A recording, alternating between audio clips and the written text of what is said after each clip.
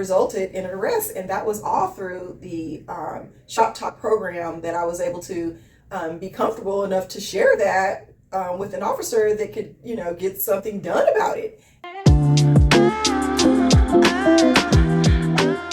My name is Heather Foster, and I work for De La Dress Salon in the city of Irving since 1998.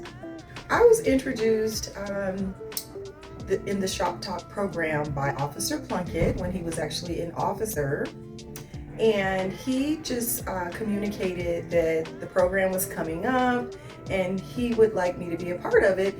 And I believe at the time, I think they needed a little bit more female input as far as some presence from a hairstylist. It originally started off for barbers, and then they incorporated hairstylists, which I'm very pleased to say I'm one of the first female within the Shop Talk program. The Shop Talk program has been very essential in partnering with the Irving Police Department by way of coming to my salon and interacting with me as well as my clients. In real time, you would often see police officers come by and make their presence known, introduce themselves, and ask me, of course, if I was okay and if I had any questions. And at that time, I would either oblige, or I didn't have anything, I would introduce them to my clients. And at the time, there was some apprehension, of course, seeing someone in blue as a police officer coming into a shop. So I had to partner in creating that community of being comfortable within talking to the police officer, just nudging them, letting them know that it was okay, it was safe. They're just here to help, as in the police department was just here to help and answer any questions. So that's been a really special part of the program, that the liaison within the stylists and barbers, as well as the police department and now the clients. Has there been any significant events that you have been concerned about that you addressed with the police as a result of the Shop Talk program?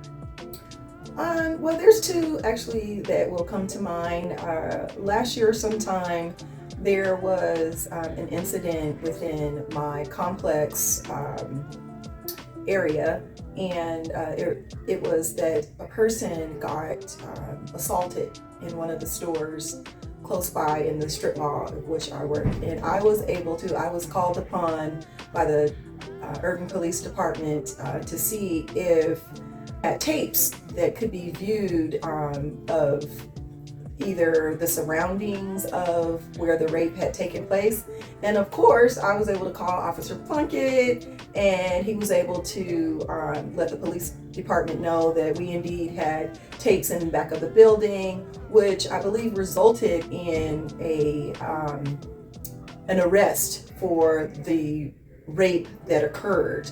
That was the one case. The second case was, I had a client that would frequently visit the salon, and she was telling me about how she was being approached at a sandwich shop in Irving, and she thought it was somewhat strange, and she wasn't sure exactly what was going on. But in me listening to her, we discovered that this could be a form of trafficking.